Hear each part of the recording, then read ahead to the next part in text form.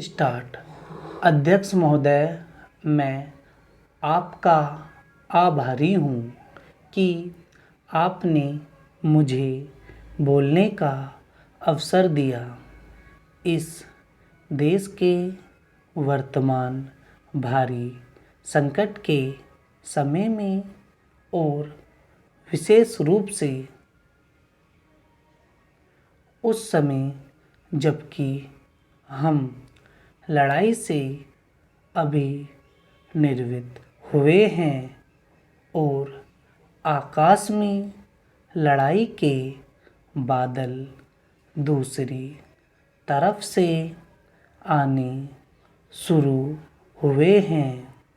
हमारे वित्त मंत्री ने जो बजट पेश किया है वे इसके लिए बधाई के पात्र हैं।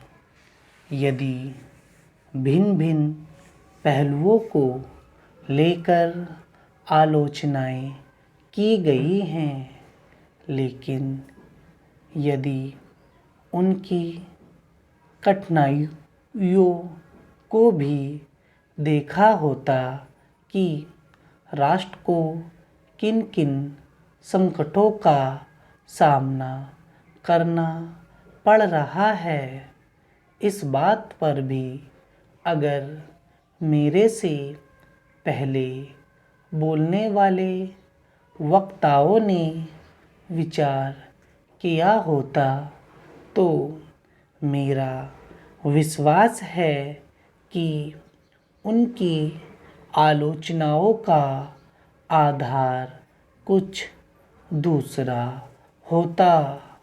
उन्होंने ऐसे कठिन अवसर पर यह एक संतुलित बजट पेश किया है।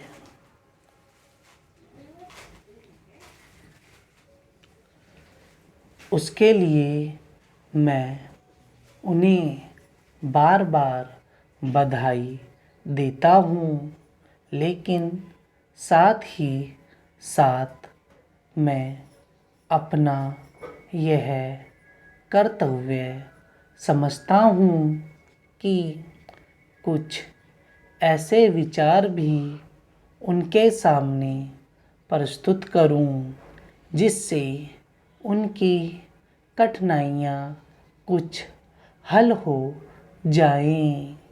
उदाहरण के रूप में विगत 2 वर्षों में लेखा जोखा कमेटी में बैठने के समय मुझे ऐसा अनुभव हुआ है कि इस देश में 2-3 प्रकार की त्रुटियां मौजूद हैं, जिनको दूर करने के लिए, जिनकी जांच करने के लिए यदि कोई एक कमेटी या आयोग बिठा दिया जाए तो राष्ट्र को, राष्ट्र की सरकार को, राष्ट्र के विकास कार्यों को और राष्ट्र की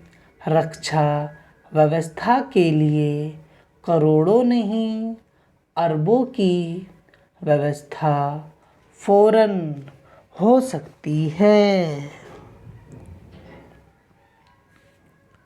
केवल शासन को जागरूक होकर कुछ कदम उठाने की आवश्यकता है। अभी कुछ छिपे धन का जिक्र किया गया। सरकार ने भी समय समय पर ऐसा आभास दिया कि इस देश में लगभग 30,000 करोड़ रुपए का छिपा धन मौजूद है। स्वयं मैं समझ नहीं पाता हूँ कि जब सरकार ऐसा अनुभव करती है तो इसकी व्यवस्था करने में उसको दिक्कत क्या आ रही है। ऐसा मालूम होता है कहीं इच्छा शक्ति की कमी है। भारत की इस सरकार ने अपनी शक्ति का ठीक से उपयोग करके उस दुश्मन के दांत खट्टे किए जिसके ऊपर विश्व की शक्तिशाली और इंग्लैंड जैसी शक्तियों का अटूट सहारा था, जिसको कि उन्होंने हमारे विरुद्ध उकसाकर खड़ा किया था और अपना पूर्ण सहयोग दिया था।